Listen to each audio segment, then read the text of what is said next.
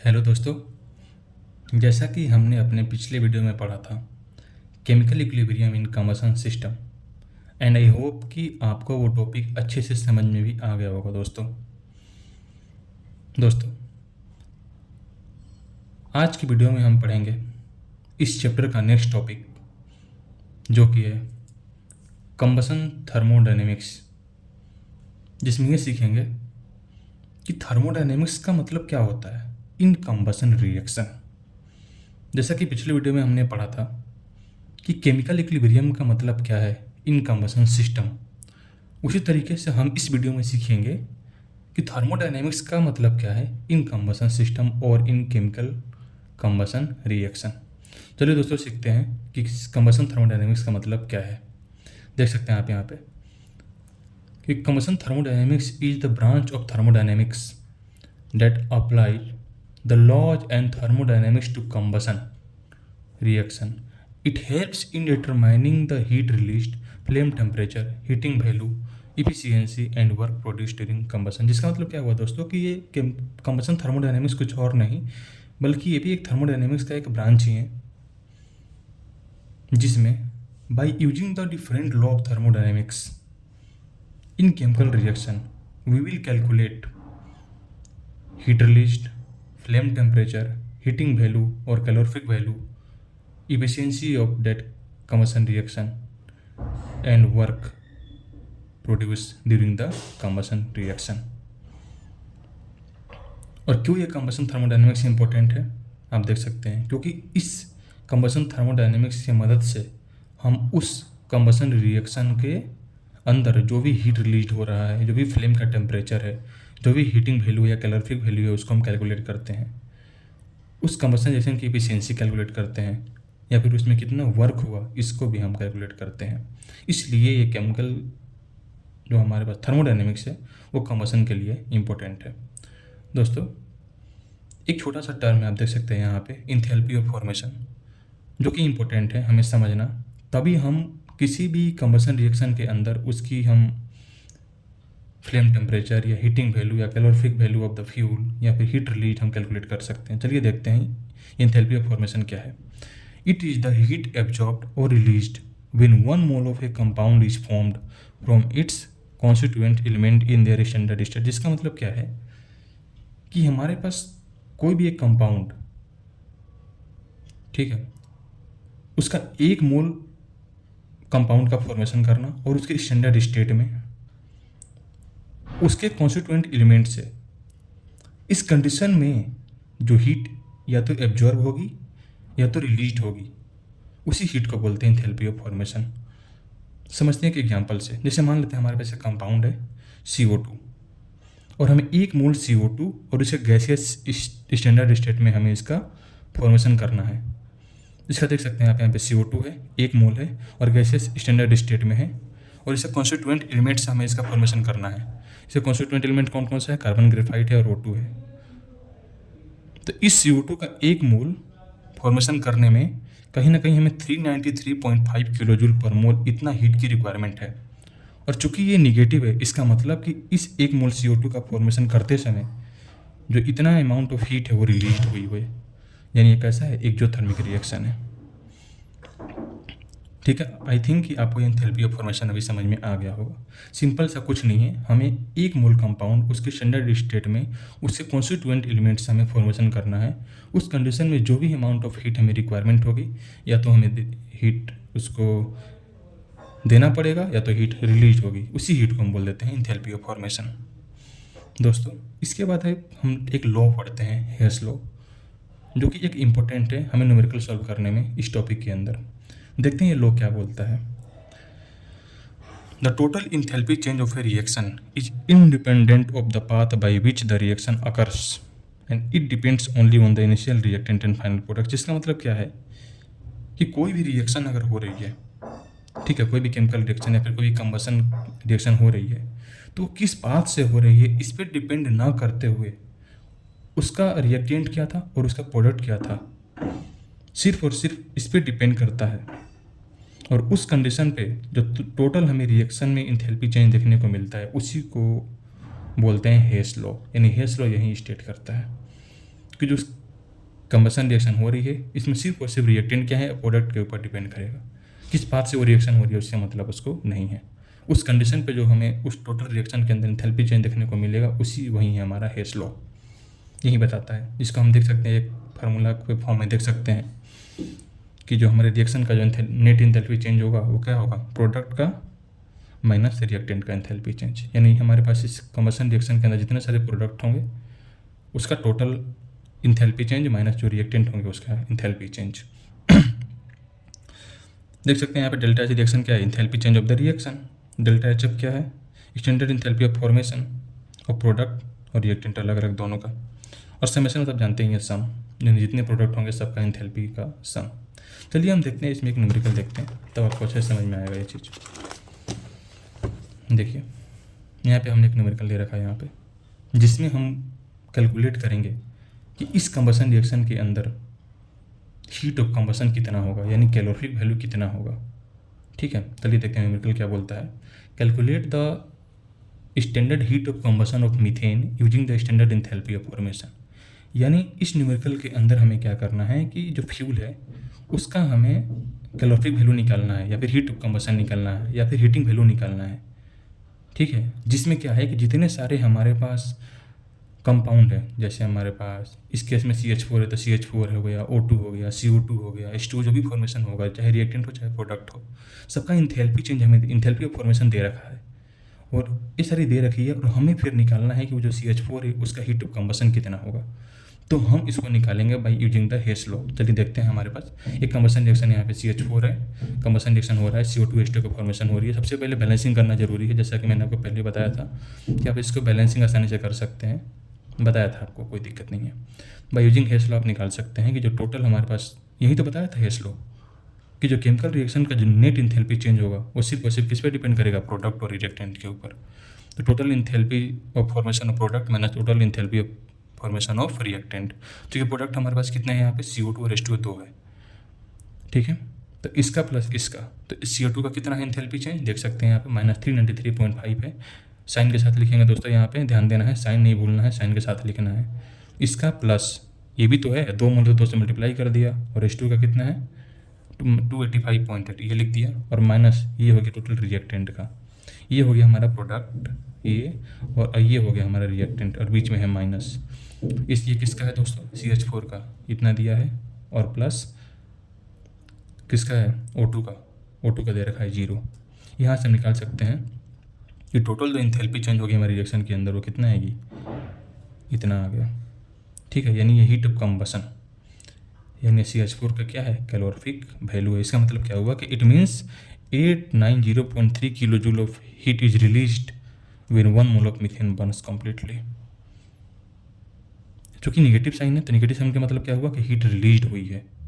ठीक है, यानी इसका मतलब ये हुआ कि अगर हम CH4 1 मोल CH4 गैसियस स्टेट में अगर इसका फॉर्मेशन करेंगे उससे कॉन्स्टिट्यूएंट एलिमेंट से, तो हमको 890.3 किलो जूल एनर्जी रिलीज्ड होगी। और इस न्यूमेरिकल में ध्यान हमें ये देना है कि जब हम फाइनल इंथैल्पी चेंज निकालेंगे रिएक्शन का, तो उसमें हमें 1 मोल निकालना है, 1 मोल CH4 के लिए। तो मान लेते हैं यहाँ पे CH4 का x मोल है, तो हमेशा जो हमारी लास्ट वैल्यू आएगी उसमें x से डिवाइड कर देंगे, ताकि जो भी हमारा आंसर आएगा वो 1 मोल के लिए आएगा। क्योंकि हम इंथैल्पी चेंज निकालते हैं कितने के लिए, 1 मोल के लिए निकालते हैं ना, तो हमें यहाँ CH4 की निकालनी है, तो कितने मोल के लिए निकालेंगे, 1 मोल के लिए निकालेंगे। इसलिए यहाँ पे इंपॉर्टेंट है, ध्यान देना है इसको।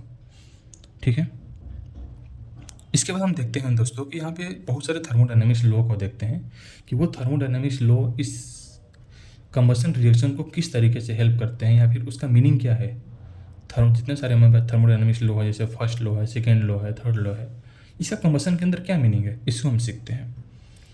सबसे पहले देखते हैं फर्स्ट लॉ ऑफ थर्मोडायनामिक्स, जिसमें आप जानते हो कि एनर्जी कंजर्वेशन होता है। आप पढ़ सकते हैं यहाँ पे कि it state that energy can neither be created no destroyed, it can only be converted from one form to another form. आप जानते हैं कि फर्स्ट लॉ क्या होता है, सिर्फ वो क्या होता है मैंने स्टेट कर दिया यहाँ पे।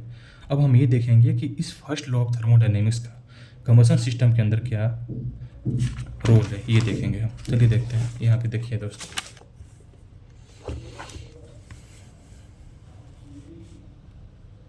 प्लीज़ दोस्तों आप यहाँ पे कंटेंट पे ध्यान दीजिएगा, बाकी सारी चीज़ों को अवॉइड करिएगा प्लीज़। देखिए हम इसको समझते हैं कि ये फर्स्ट लॉ ऑफ जो थर्मोडायनेमिक्स है, ठीक है, इसका कंबसन के अंदर क्या रोल है, इसको हम समझने की आसान एग्जांपल से, ठीक है। चलिए एग्जांपल देखते हैं कि when 1 kg of petrol burns in a car engine, the chemical energy of the fuel is converted into heat energy, mechanical work that moves the vehicle and some heat lost through the exhaust gases and engine cooling system. यानी मान लीजिए कि हमारे पास एक car है, ठीक है, उसमें मैंने 1 kg पेट्रोल डाल दिया, तो जो कि उसके अंदर क्या है, पेट्रोल के अंदर केमिकल एनर्जी है, वो किस में कन्वर्ट हो गया, कुछ हीट एनर्जी में कन्वर्ट हो गया, कुछ मैकेनिकल वर्क हो गया, मैकेनिकल वर्क मतलब कुछ व्हीकल आगे बढ़ी तो वहाँ से मैकेनिकल वर्क हो गया, और कुछ जो हीट है दोस्तों वो एग्जॉस्ट गैस के थ्रू या फिर लॉस्ट हो गया, या फिर उस कूलिंग सिस्टम में वो हीट का यूज हो गया, ठीक है। तो यहाँ पे फर्स्ट लॉ ऑफ थर्मोडायनामिक्स के साथ कैसे रिलेट करें, तो यहाँ पे चूंकि कंबसन हो रहा है क्योंकि फ्यूल का बर्निंग हो रही है, ठीक है, तो यहाँ पे जो हीट एनर्जी रिलीज होगा वो क्या होगा, क्यू।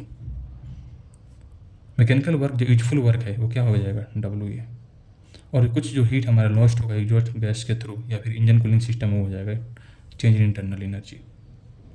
इस तरीके से ये combustion system first law of thermodynamics को क्या करता है, गवर्न करता है। आई थिंक आपको समझ में आ गया होगा, ठीक है। अब हम चलते हैं दोस्तों सेकेंड लॉ ऑफ थर्मोडायनेमिक्स के ऊपर, जो बताता है कि इंट्रोपी के बारे में और इरिवर्सिबिलिटी के बारे में। जैसा कि हम इसको डायरेक्ट देखते हैं कंबसन सिस्टम में इसका क्या रोल है इस सेकेंड लॉ ऑफ थर्मोडायनेमिक्स का। तो सिंपल सी बात है दोस्तों, आप पहले से भी जानते हैं कि जो भी हमारे पास कंबसन रिएक्शन होता है वो इरिवर्सिबल होता है, क्योंकि हम अगर CH4 + O2 से CO2 H2 बना रहे हैं तो हम CO2 और H2 से CH4 और O2 नहीं बना सकते, ये रिएक्शन इरिवर्सिबल होती है। तो इसकी रिवर्सिबिलिटी तो चेक हो गई कि इरिवर्सिबल होता है।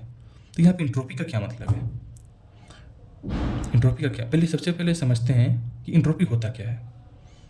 तो entropy means measure of disorder और रैंडमनेस ऑफ सिस्टम। किसी सिस्टम के अंदर जो भी मॉलिक्यूल्स होते हैं उनकी रैंडमनेस या फिर डिसऑर्डर ही होता है इंट्रोपी।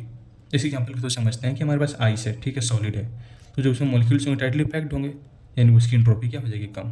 यानी मॉलिक्यूल्स जितना ज़्यादा फ्री होंगे उनकी इंट्रोपी उतना ही ज़्यादा होगी, ठीक है, क्योंकि उनका डिग्री ऑफ फ्रीडम उतना ही ज़्यादा हो जाएगा। वाटर है तो कुछ मॉलिक्यूल्स दूर दूर हैं तो उनकी इंट्रोपी थोड़ी सी ज़्यादा हो जाएगी। गैस है, मॉलिक्यूल्स बहुत दूर दूर हैं, रैंडमली वहाँ पे सारे डायरेक्शन मूव करेंगे तो उसकी इंट्रोपी हाईएस्ट हो जाएगी। लेकिन इस इंट्रोपी का कंबसन सिस्टम के अंदर क्या रोल है, तो इस इंट्रोपी का यूज करके entropy is use to calculate delta G to check spontaneity of combustion. इस इंट्रोपी की मदद से हम निकालते हैं delta G, that is gives free energy. और डेल्टा जी निकालने के बाद हमें पता चलता है कि जो हमारे पास कंबसन रिएक्शन होगा वो स्पॉन्टेनियस होगा कि नहीं होगा। क्योंकि आप जानते हैं दोस्तों कि डेल्टा जी का सिग्निफिकेंस हम जानते हैं, ठीक है, हम आगे देखेंगे कि हम डेल्टा जी की मदद से ही बता सकते हैं कि रिएक्शन स्पॉन्टेनियस होगी कि नहीं होगी। और उस डेल्टा जी का हम जो कैलकुलेट करते हैं वो इंट्रोपी की मदद से ही करते हैं। तो कंबसन सिस्टम के अंदर इंट्रोपी की मदद से हम डेल्टा जी निकालते हैं और उसी से हमें पता चलता है कि जो कंबसन रिएक्शन होगी स्पॉन्टेनियस होगी कि नहीं होगी। यही रोल है सेकेंड लॉ ऑफ थर्मोडायनामिक्स का कंबसन सिस्टम के अंदर। चलिए जान लेते हैं कि ये गिब्स फ्री एनर्जी क्या होता है। मैंने अभी बातें किया कि ठीक है, इंट्रोपी से हम निकाल लेंगे, गिब्स फ्री एनर्जी निकाल लेंगे और उससे पता चल जाएगा कि हमारे पास रिएक्शन स्पॉन्टेनियस है कि नहीं है। तो गिब्स फ्री एनर्जी क्या होती है इसको सीख लेते हैं पहले। तो it is the maximum useful energy available from a system to perform useful work at constant temperature and pressure, and it is also used to predict whether a reaction will be occur spontaneously or not। समझ सकते हैं दोस्तों, आप easy भाषा में लिखा हुआ आप इसको समझ सकते हैं, ठीक है। चलिए हम देखते हैं इस गिब्स फ्री एनर्जी का सिग्निफिकेंस क्या है, ठीक है। देखिए, जो हमारे गिब्स फ्री एनर्जी जो हम कैलकुलेट करेंगे, अगर वो निगेटिव आएगा यानी रिएक्शन स्पॉन्टेनियस होगा, अगर जीरो आएगा यानी रिएक्शन इक्विलिब्रियम में रहेगा, ठीक है, और अगर पॉजिटिव आएगा यानी रिएक्शन नॉन स्पॉन्टेनियस होगा। उस रिएक्शन कराने के लिए हमें एक्सटर्नल एनर्जी प्रोवाइड करना पड़ेगा। और अगर हमें इंट्रोपी पता चल जाए डेल्टा एस तो हम डेल्टा जी निकाल सकते हैं, क्योंकि कोई भी रिएक्शन में हमको एंथैल्पी पता है, टेम्परेचर भी पता है। तो इंट्रोपी का रोल क्या है, इंट्रोपी का यही रोल है कि डेल्टा जी को हम कैलकुलेट करें, तभी हमें पता चल पाएगा कि रिएक्शन जो कंबसन रिएक्शन होगा स्पॉन्टेनियस होगा कि नहीं होगा, ठीक है। तो इस फार्मूले से हम डेल्टा जी निकाल सकते हैं और इससे हम ये पता लगा सकते हैं कि जो रिएक्शन स्पॉन्टेनियस है कि नहीं है। और थर्ड लॉ ऑफ थर्मोडायनामिक्स का क्या रोल है, पढ़ लेते हैं। The third law of thermodynamics state that the entropy of a perfect crystal is zero at absolute zero temperature. यानी कोई भी अगर हमारे पास परफेक्ट क्रिस्टल है तो उसका एंट्रोपी क्या होगा, जीरो होगा। At absolute zero temperature. यही होता है थर्ड लॉ ऑफ थर्मोडायनेमिक्स। बस इसके बाद हम जो इसका लास्ट टॉपिक जो पढ़ने जा रहे हैं, लास्ट टॉपिक है इसमें आज की वीडियो का, वो स्पेसिफिक हीट और मीन स्पेसिफिक हीट। सबसे पहले समझते हैं कि स्पेसिफिक हीट क्या होता है, पहले से जानते होंगे दोस्तों। ये it is the amount of heat which is required to raise the temperature of 1 kg of substance by 1 degree centigrade और वोल्केन एट कॉन्स्टेंट प्रेशर, यानी कॉन्स्टेंट प्रेशर पे, ठीक है, किसी भी 1 kg सबस्टेंस है, हमारा यूनिट मास का सबस्टेंस है, उसका यूनिट टेम्परेचर को राइज करने से जितना अमाउंट ऑफ हीट की हमें रिक्वायरमेंट होगी, वही होता है स्पेसिफिक हीट, ठीक है। और इसका जो वैल्यू है दोस्तों वो टेम्परेचर के साथ चेंज होते रहता है। प्लीज़ आप इसको ध्यान मत दीजिएगा। ये ABC/OD रिएक्शन का स्टोइकियोमेट्रिक है। अगर आपको कभी ऐसा रिएक्शन दिखा जिसमें आपको टेम्परेचर दिया गया हो और किसी रिएक्शन का आपको स्टोइकियोमेट्रिक ABCD पता हो, तो आप वहाँ से CP निकाल सकते हैं, बट बहुत ही रेयर होता है, ठीक है। आप इसमें ज़्यादा ध्यान ना दे करके आगे बढ़िएगा दोस्तों। एक होता है मीन स्पेसिफिक हीट। अगर स्पेसिफिक हीट है तो हम मीन स्पेसिफिक हीट क्यों निकालते हैं फिर? Since CP varies with temperature, जैसा कि मैंने आपको बताया कि जो स्पेसिफिक हीट है वो टेम्परेचर के ऊपर डिपेंड करता है, और since CP varies with temperature then engineers use the mean specific heat over a temperature range. ऐसा क्या हुआ कि जैसे मान लीजिए एक टेम्परेचर T1 था तो वहाँ स्पेसिफिक हीट अलग आ रहा था, जब टेम्परेचर बढ़ा के कुछ और T2 कर दिया तो वहाँ स्पेसिफिक हीट कुछ अलग आ रहा था, यानी अलग अलग टेम्परेचर पे स्पेसिफिक हीट अलग अलग आ रहा था। तो इंजीनियर्स ने क्या किया कि इसका एवरेज निकाल दिया, लो कि T1 पे ये है, T2 पे ये है, T3 पे ये है, तो मैं एवरेज एक T पे निकाल देता हूँ कि स्पेसिफिक हीट इसका यही होगा। यहीं से इसका एवरेज या फिर मीन स्पेसिफिक हीट निकला दोस्तों, ठीक है, जिसका फार्मूला होता है 1/T2 - T1 integration of T1 से लेकर T2 तक CP × T × dt, ठीक है। यानी कि T टेम्परेचर पे उसका CP कितना था वो हो गया इंटू dt, और T1 और T2 दो टेम्परेचर हो गए। यहाँ से हम इसका मीन स्पेसिफिक हीट कैलकुलेट कर सकते हैं दोस्तों, ठीक है। और this average value gives more accurate calculation of flame temperature and heat transfer. और अगर हम इसका एवरेज अगर हम स्पेसिफिक हीट लेंगे तो यहाँ से हम फ्लेम टेम्परेचर या फिर जो भी हीट ट्रांसफ़र वगैरह इससे जो कैलकुलेशन हम एक्यूरेट कर सकते हैं, ठीक है, क्योंकि हम एवरेज ले रहे हैं, ज़्यादा फ्लक्चुएशन CP वैल्यू की नहीं हो रही है दोस्तों। आप इसमें न्यूमेरिकल भी हो सकता है, जिसमें आपको T1 T2 टेम्परेचर दे सकते हैं, आपको किसी T टेम्परेचर पे CP दे सकते हैं, वहाँ से आप आसानी से उसका मीन स्पेसिफिक हीट निकाल सकते हैं। और जैसा कि मैंने आपका वीडियो में न्यूमेरिकल पिछली बार ही बताया था कि जब किसी भी कंबशन रिएक्शन के अंदर आपको कैलोरीफिक वैल्यू किस तरीके से निकालना है, हीट ऑफ कंबशन किस तरीके से निकालना है, bye using the enthalpy of formation आप उसको कैलकुलेट कर सकते हैं, ठीक है दोस्तों। यहाँ पे न्यूमेरिकल 3 हमारे पास फार्मूले 3 हैं। एक इस पर न्यूमेरिकल बन सकता है जिसमें आपको किसी डेल्टा H दे देगा रिएक्शन का, किसी पर्टिकुलर टेम्परेचर होगा, आपको इंट्रोपी दे दिया होगा और आपको डेल्टा G निकालना होगा और आपको बताना होगा कि जो कंबशन रिएक्शन होगा स्पॉन्टेनियस होगा कि नहीं होगा, ठीक है। दूसरा इस पर हमारा न्यूमेरिकल बन सकता है कि आपको मीन स्पेसिफिक हीट निकालना पड़े। और तीसरा वो जो मैंने आपको पिछली बार बताया था कि उस रिएक्शन के अंदर हीट ऑफ कंबशन या फिर कैलोरीफिक वैल्यू कितना होगा फ्यूल का, जो आपको enthalpy of formation delta H की मदद से, हेस लॉ की मदद से आप निकाल सकते हैं, ठीक है दोस्तों। तो आज की वीडियो में इतना ही है। अगला टॉपिक इस चैप्टर का जो कि लास्ट टॉपिक होगा इस यूनिट का, हम लास्ट वीडियो में उसको पढ़ेंगे और इस चैप्टर को वाइंड अप करेंगे। थैंक यू दोस्तों, जय हिंद।